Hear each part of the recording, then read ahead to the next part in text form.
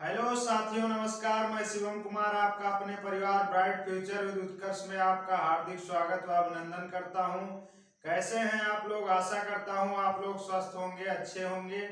तो कल आपने पढ़ा निर्देशक चिन्ह, और आज हम लोग पढ़ने वाले हैं निर्देशक चिन्ह के बाद विवरण चिन्ह के बारे में जानकारी लेंगे। तो आइए देरी ना करते हुए शुरू करते हैं आज के अपने टॉपिक विवरण चिन्ह को। तो सबसे पहले देखेंगे विवरण चिन्ह किसे कहते हैं।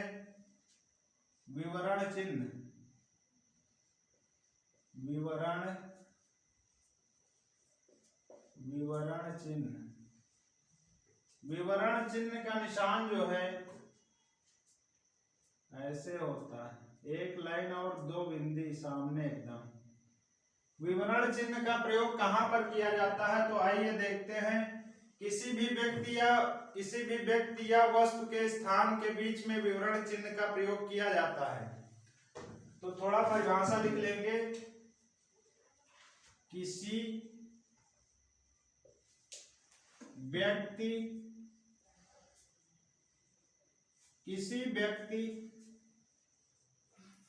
या स्थान के वर्णन में इस चिन्ह का प्रयोग करते हैं। इस चिन्ह का प्रयोग करते हैं।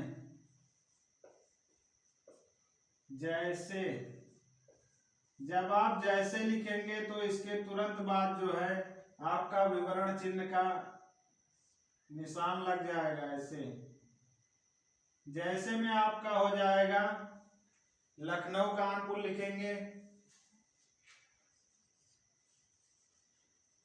उत्तर प्रदेश के बहुत बड़े नगर हैं लखनऊ कानपुर।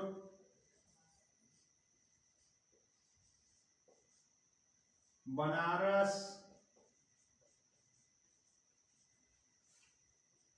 इलाहाबाद, इसका नाम तो अब चेंज हो गया है, प्रयागराज।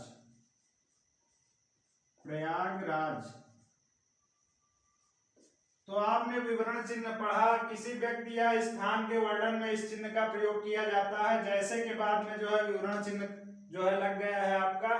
एग्जाम्पल में हो जाएगा आपका जैसे लखनऊ कानपुर, बनारस और प्रयागराज। तो अब आगे देखेंगे उद्धरण चिन्ह या अवतरण चिन्ह किसे कहते हैं। आप लोग जो है इसको साथ में नोट करते जाइए। तो आगे देखते हैं कि उद्धरण चिन्ह या अवतरण चिन्ह किसे कहते हैं। उद्धरण चिन्ह या अवतरण चिन्ह,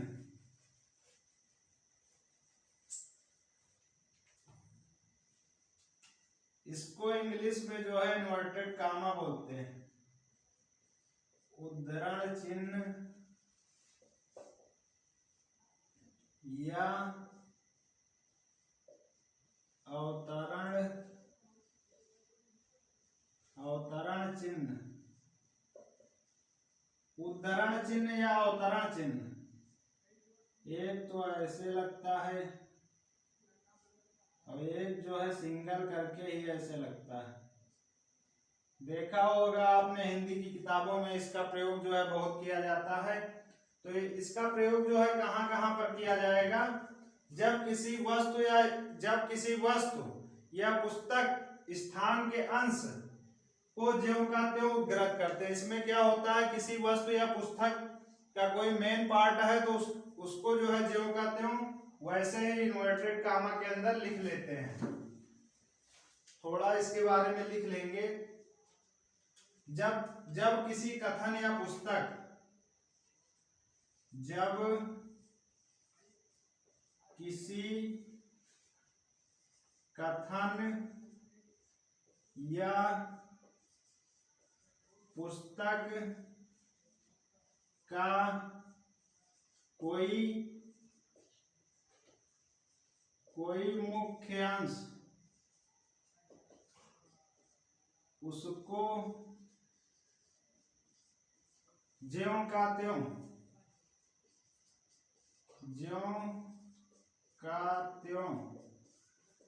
ही लिख लेते हैं।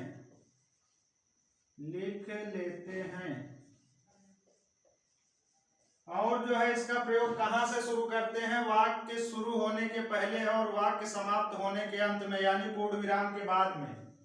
इसका प्रयोग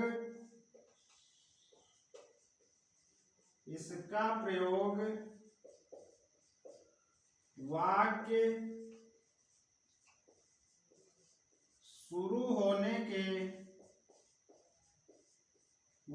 शुरू होने के पहले तथा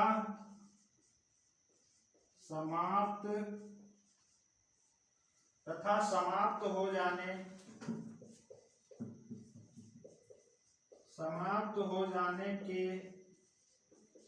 के बाद में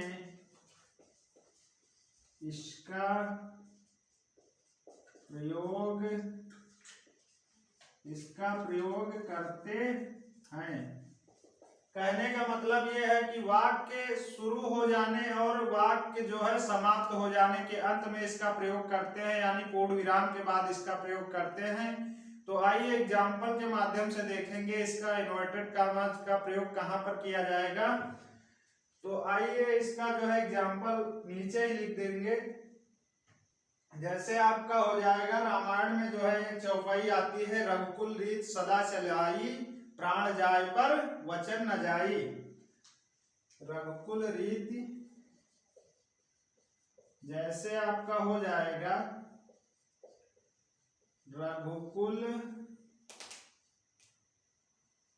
यहां पर जो है इन्वर्टेड कामा शुरू हो जाएगा, रघुकुल रीति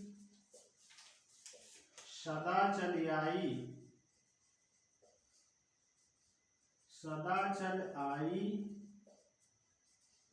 प्राण जाय पर वचन न जाई। प्राण जाय पर वचन न जाई। अब यहाँ पर जो है हमने बताया था कि जो है चौपाई जहां पर जो है समाप्त होती है वहां पर डबल पूर्ण विराम, जहां पर पहली लाइन होती है वहां पर जो है सिंगल पूर्ण विराम का प्रयोग किया जाता है। तो देखा आपने, रघुकुल रीत सदा चलाई, यहाँ पर जो है सिंगल पूर्ण विराम और सेंटेंस खत्म हो गया, यहाँ पर डबल पूर्ण विराम। अब इसके बाद में जो है यहाँ पर इन्वर्टेड कॉमास लग जाएगा। तो आप लोग जो है इसके बारे में देख लिया। जब किसी कथन या पुस्तक का कोई मुख्य अंश उसको ज्यों का त्यों ही लिख देते हैं। इसका प्रयोग वाक्य शुरू होने के पहले तथा समाप्त हो जाने के बाद में इसका प्रयोग करते हैं। और एग्जाम्पल में आपने देखा, रघुकुल रीति सदा चलाई, प्राण जाय पर वचन न जाई। यहाँ पर जो है इन्वर्टेड कामा शुरू हो गया और जो है आपका लास्ट में भी लगा हुआ इन्वर्टेड कामा। तो अब आगे देखेंगे और कहाँ पर जो है इन्वर्टेड कामा यानी उद्धरण चिन्ह और अवतरण चिन्ह का प्रयोग किया जाता है। तो इसको जो है आप लोग थोड़ा नोट कर लीजिए जानकारी के लिए। अब इसके बाद आगे देखेंगे और कहां पर इसका प्रयोग कर दिया जाता है।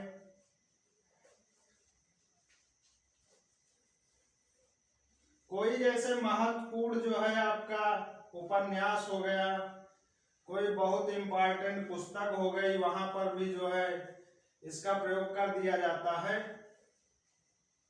उद्धरण चिन्ह का। जैसे आपका हो जाएगा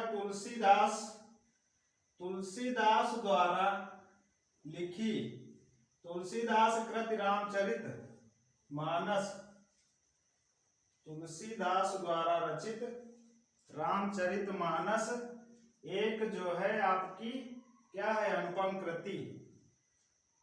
तो लिख लेंगे जैसे नहीं लिखेंगे और देखेंगे कहां पर। कोई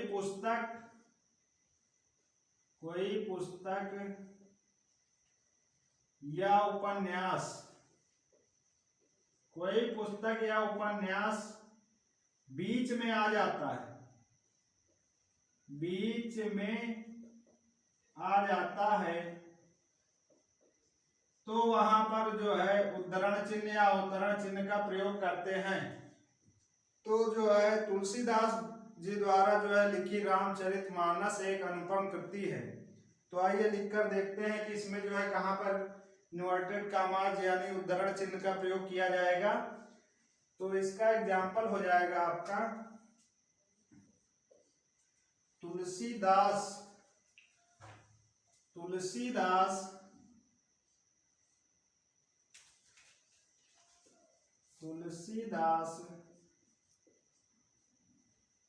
जी द्वारा रचित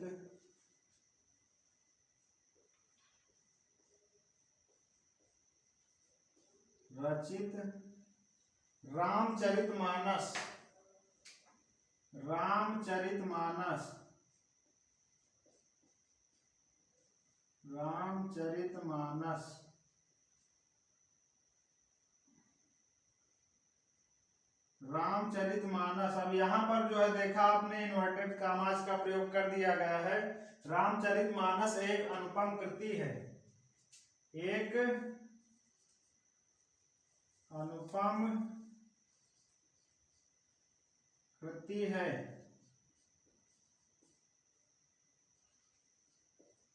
हिंदू धर्म में जो है रामचरितमानस का जो है विशेष योगदान है। सबके घरों में रामचरितमानस जो है उपलब्ध रहती है। तो तुलसीदास जी द्वारा रचित रामचरितमानस एक अनुपम कृति है। तो आपने देखा रामचरितमानस एक जो है ग्रंथ है, तो इसके बाद में जो है इन्वर्टेड कॉमास का प्रयोग कर दिया गया है। तो अब इसके बाद में देखेंगे आगे आपका हो जाएगा।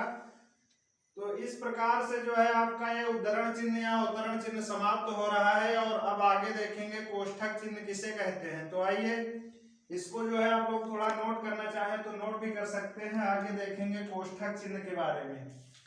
कोष्ठक चिन्ह किसे कहते हैं,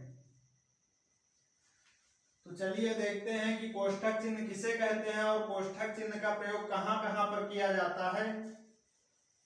हिंदी में तो बहुत जगहों पर कोष्ठक चिन्ह का प्रयोग देखने को मिलता है। तो आइए देखते हैं कहां कहां पर कोष्ठक चिन्ह का प्रयोग किया जाएगा। कोष्ठक चिन्ह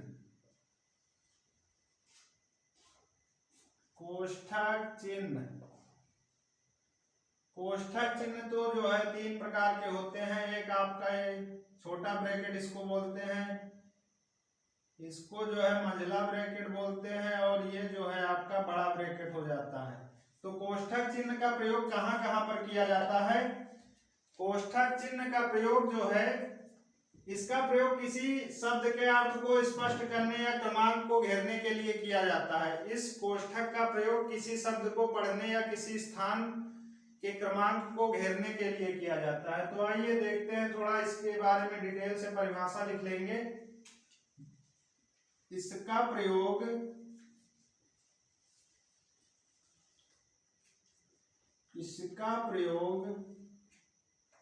किसी शब्द के अर्थ को स्पष्ट करने, इसका प्रयोग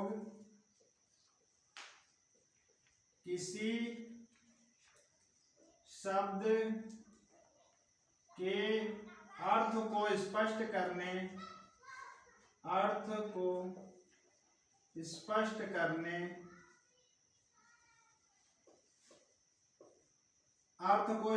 करने, तथा क्रमांक को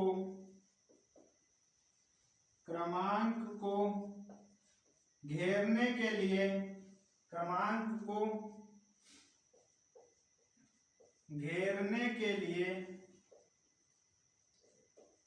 तथा नाट्य गतिविधियों, नाट्य जो नाटक होते हैं, नाट्य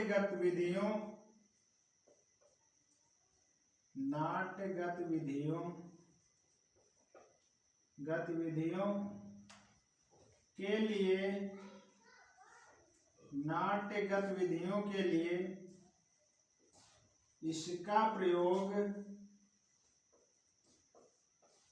इसका प्रयोग किया जाता है।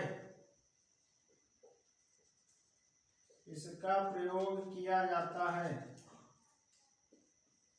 तो क्या देखा आपने, इसका प्रयोग किसी शब्द के अर्थ को स्पष्ट करने तथा क्रमांक को घेरने के लिए तथा नाट्य गतिविधियों के लिए इसका प्रयोग किया जाता है, कोष्ठक चिन्ह का। तो आइए देखते हैं, एग्जाम्पल के माध्यम से देखेंगे कि इसका प्रयोग और कहां पर किया जाता है। दूसरा आपका हो जाएगा किसी कठिन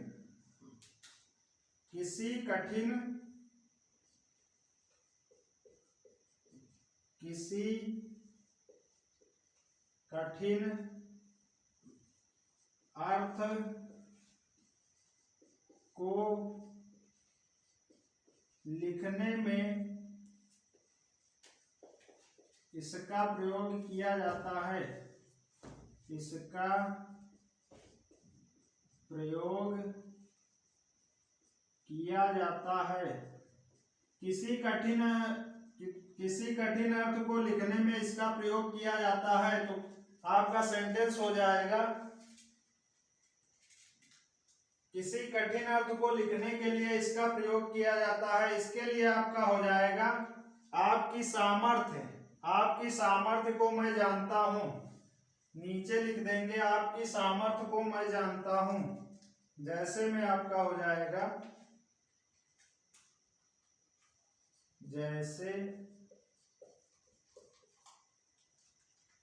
जैसे में हो जाएगा आपकी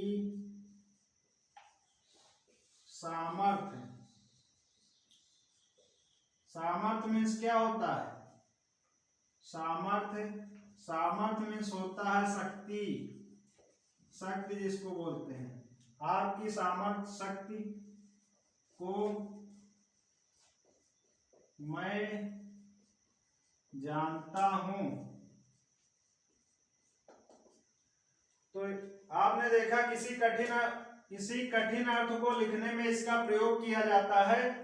जैसे में आपकी सामर्थ्य मीन्स हो जाएगा शक्ति को मैं जानता हूं भली भांति।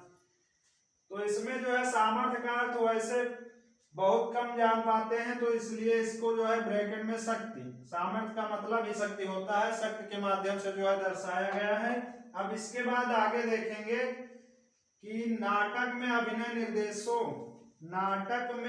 के निर्देशों की जगह पर जो है इस कोष्ठक का प्रयोग किया जाता है। तो आप लोग नोट कर चुके हैं ना। तो आइए अब आगे देखते हैं कि कहां पर जो है और इसका प्रयोग किया जाता है कोष्ठक का।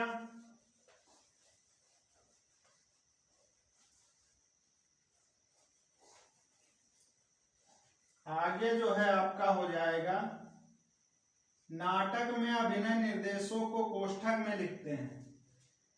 नाटक में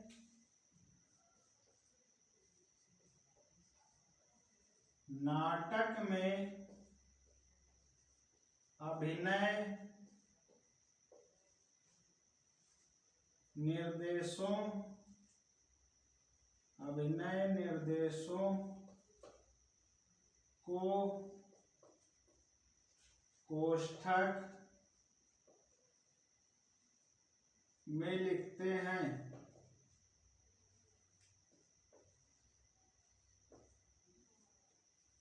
को कोष्ठक में लिखते हैं। नाटक में अभिनय निर्देशों को कोष्ठक में लिखते हैं। इसका एग्जाम्पल हो जाएगा आपका मेघनाथ, ब्रैकेट में हो जाएगा, कुछ आगे बढ़कर कह रहे हैं, क्या कहते हैं, मेघनाथ लक्ष्मण यदि सामर्थ्य हो तो सामने आओ। मेघनाथ जी लक्ष्मण से कह रहे हैं यदि सामर्थ्य हो तो सामने आओ, यानी आपके पास शक्ति हो तो आगे आओ। इसका हो जाएगा आपका जैसे में हो जाएगा, जैसे मेघनाथ जी लक्ष्मण से कह रहे हैं, मेघनाथ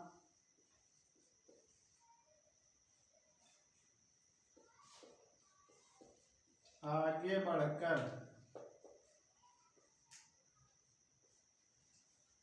बढ़कर क्या कह रहे हैं, लक्ष्मण यदि सामर्थ्य है, यदि सामर्थ्य है। सामर्थ्य का अर्थ अभी हमने बताया, सामर्थ्य का अर्थ जो है शक्ति। लक्ष्मण यदि सामर्थ्य है तो सामने आओ।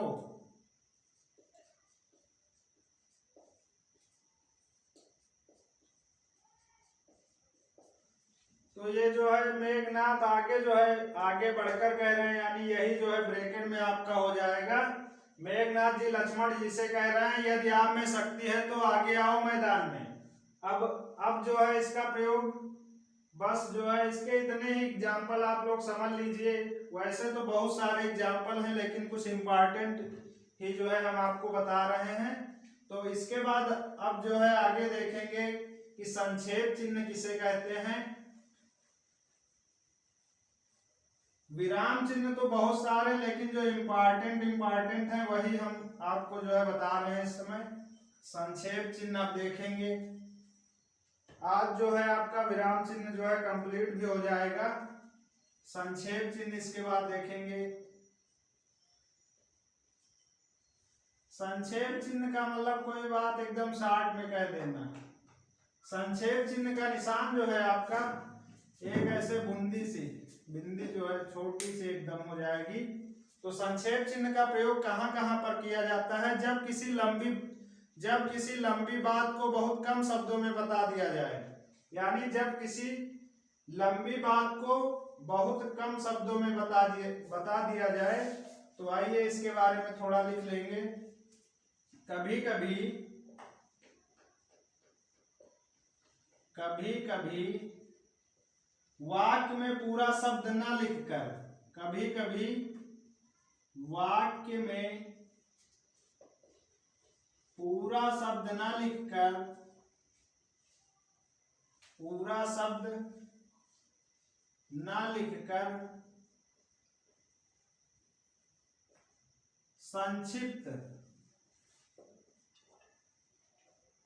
संक्षिप्त में ही बता दिया जाए।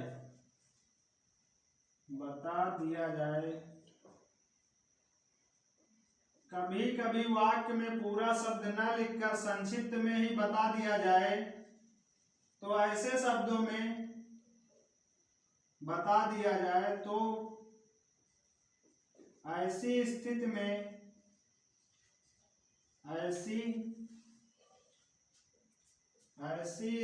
में संक्षेप चिन्ह का प्रयोग किया जाएगा।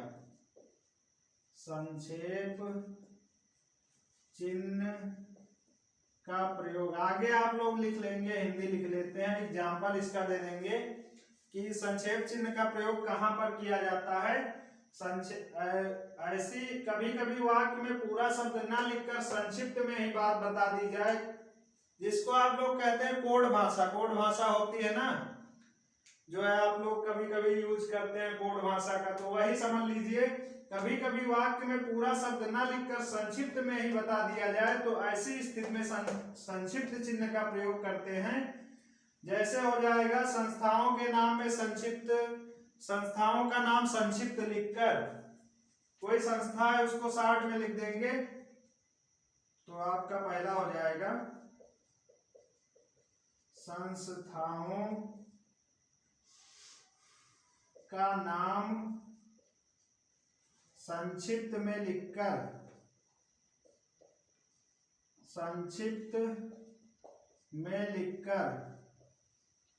आप लोग आराम से समझिए, कोई दिक्कत नहीं है, समझते रहिए। संस्थाओं का नाम संक्षिप्त में लिखकर, तो कोई संस्था है उसका नाम जो है संक्षिप्त में लिख देंगे। जैसे उत्तर प्रदेश संगीत अकादमी कहाँ है, लखनऊ में, तो इसको किस प्रकार लिखेंगे, जैसे ऊ लिखेंगे और जो है संक्षेप चिन्ह का प्रयोग कर देंगे। फिर संगीत अकादमी कहाँ पर है बताया नहीं आपने, उत्तर प्रदेश संगीत अकादमी आपका जो है ये लखनऊ में है, लखनऊ। तो इसको जो है देखा आपने शार्ट में लिख गया, पूरा नाम ना लिखकर उ लिख दिया और प्रा लिख दिया, संगीत अकादमी लिख दिया। तो ये हो गया आपका उत्तर प्रदेश संगीत अकादमी। और जो है कहीं कहीं पर हिंदी साहित्य को जो है भी शार्ट में लिख देते हैं, वहां पर भी संक्षेप चिन्ह का प्रयोग कर दिया जाता है। और दूसरा एग्जाम्पल हो जाएगा आपका NCERT,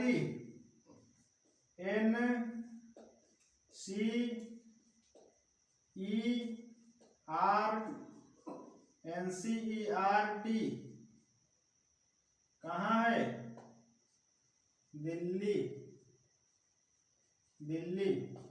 तो आप लोग जो है इसको समझ चुके हैं संक्षिप्त चिन्ह कहाँ पर प्रयोग किया जाता है। तो पहला एग्जाम्पल आपने देखा, संस्थाओं का नाम संक्षिप्त में लिखकर, कोई संस्था है उसको जो है संक्षिप्त में लिख देते हैं। जैसे उत्तर प्रदेश को पूरा ना लिखकर उ लिख दिया गया और संक्षिप्त चिन्ह का प्रयोग कर दिया गया। तो उ लिख दिया गया और प्रा आगे लिख दिया गया संगीत अकादमी लखनऊ। इसमें लिखा हुआ है NCERT दिल्ली। और कहां पर इसका प्रयोग किया जाता है संक्षेप चिन्ह का? उपाधियां भी संक्षिप्त रूप में लिखी जाती हैं। जैसे कोई उपाधि है तो नीचे लिख लेंगे, उपाधियां भी संक्षिप्त रूप में लिखी जाती हैं। उपाधियां भी संक्षिप्त रूप में लिखी जाती। आगे आप लोग लिख लेंगे, हिंदी तो बहुत है। उपाधियां भी संक्षिप्त रूप में लिखी जाती हैं। तो आपकी कौन कौन सी उपाधियां हो जाएगी? जैसे आपका हो जाएगा, एक होता है MBBS डॉक्टर, तो एक उपाधि तो है। तो इसका एग्जाम्पल में लिख लेंगे, जैसे MBBS, जैसे में आपका हो जाएगा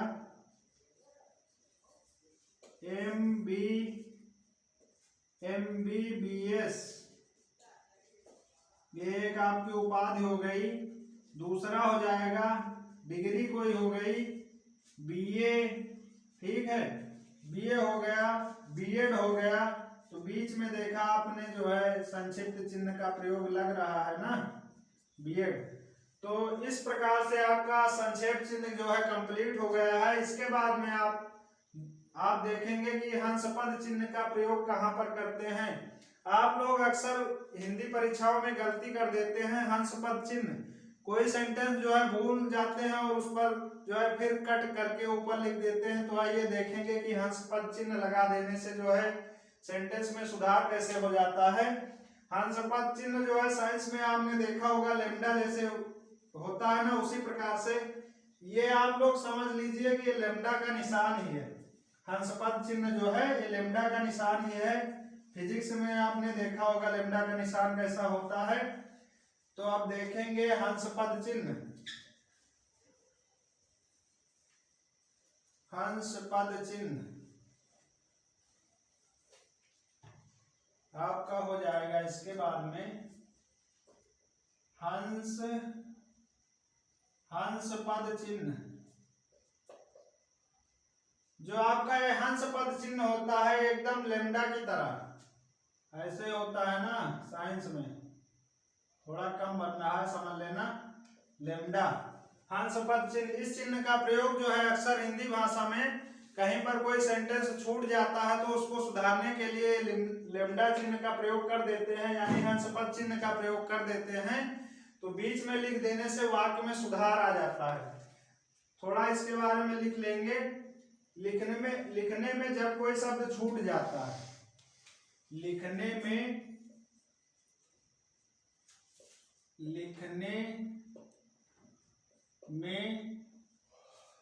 जब कोई शब्द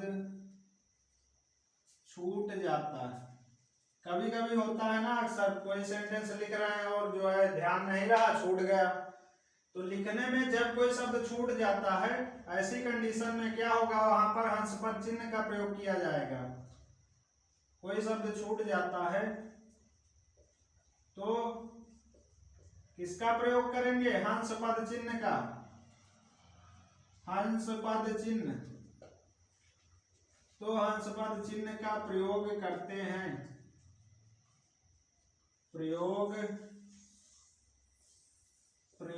करते हैं। यानी लिखते समय कोई हमसे जो है छूट गया सेंटेंस लिखते लिखते, तो उस कंडीशन में हम क्या करेंगे, लेमडा का निशान लगा देंगे और जो है प्रश्न आपका सही माना जाएगा। तो इसका आपका एग्जाम्पल हो जाएगा व्यंजक वाक्य ही, व्यंजक वाक्य ही। जैसे में आपका हो जाएगा व्यंजक वाक्य ही, और यहां पर ये निशान लगा दिया, ऐसे बनता थोड़ा कम है हमसे। व्यंजक वाक्य ही, अब यहां पर हम क्या भूल गए, काव्य लिखना। व्यंजक वाक्य ही काव्य माना जाता है, माना जाता है। अक्सर हम लोग यहाँ पर गलती कर देते हैं, व्यंजक वाक्य ही ये निशान नहीं लगाते हैं और यहाँ पर काट पीट करना शुरू कर देते हैं। तो इस स्थिति में हम क्या करेंगे कि वहां पर जो है इस चिन्ह का प्रयोग कर देंगे और हिंदी भाषा का सेंटेंस पूरी तरह से आपका शुद्ध माना जाएगा। तो व्यंजक वाक्य ही काव्य माना जाता है। इसके बाद हम लोग देखेंगे कि लोक सूचक चिन्ह किसे कहते हैं। तो आप लोग जो है इसको थोड़ा नोट करते जाइए, आगे देखेंगे कि लोक सूचक चिन्ह किसे कहते हैं। वैसे परीक्षा में ये लोक सूचक चिन्ह पूछा बहुत कम जाता है, कभी कभी एग्जाम्पल भी दे देता है और आपको बताना होता है कि लोक चिन्ह इनमें से कौन सा है। समझ लीजिए आप लोग लोक सूचक चिन्ह। अब लोग आगे जो है पढ़ेंगे लोक सूचक चिन्ह किसे कहते हैं। लोक सूचक चिन्ह, लोक सूचक चिन्ह, लोक सूचक चिन्ह जो है क्रॉस क्रॉस क्रॉस बहुत दूर तक। तो इसको जो है और किस नाम से जाना जाता है लोक सूचक चिन्ह को, इसे सूचक चिन्ह भी कहते हैं। कौन सा चिन्ह, सूचक चिन्ह। इसे सूचक, इसे सूचक चिन्ह कहते हैं। कौन सा चिन्ह, सूचक चिन्ह। किसी कविता या अंश को थोड़ा सा लिखकर और जो है छोड़ दिया जाता है, किसी कविता के अंश को थोड़ा सा लिखकर छोड़ दिया जाता है, उस कंडीशन में क्या होगा, वहां पर जो है लोक सूचक चिन्ह का प्रयोग किया जाएगा। तो आप लोग ऐसे समझ लीजिए, परिभाषा मत लिखिए, एग्जाम्पल के माध्यम से देख लीजिए। जैसे में आपका हो जाएगा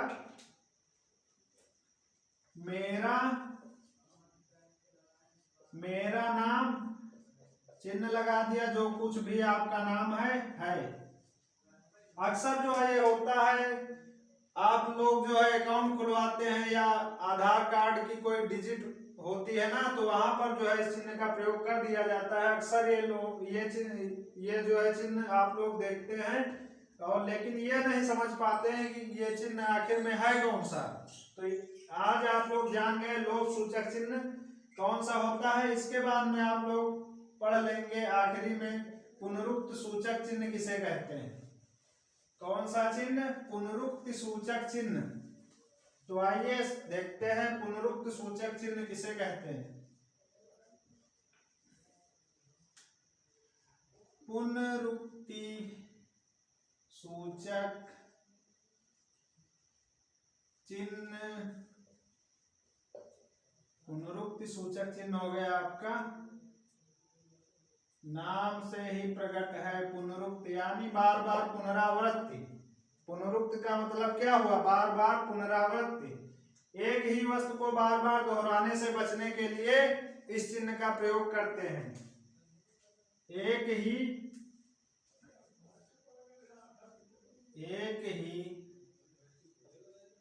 शब्द को बार बार दोहराने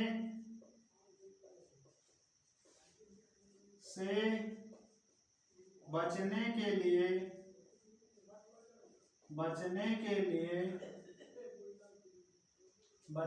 लिए इसका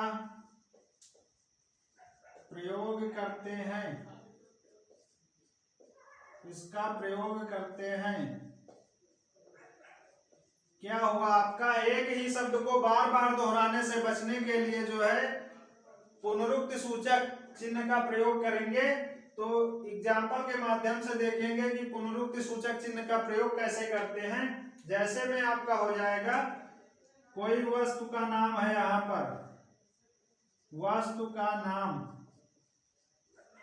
और इधर दे दिया आपका वजन, ठीक, वस्तु का नाम दे दिया और इधर दे दिया आपका वजन।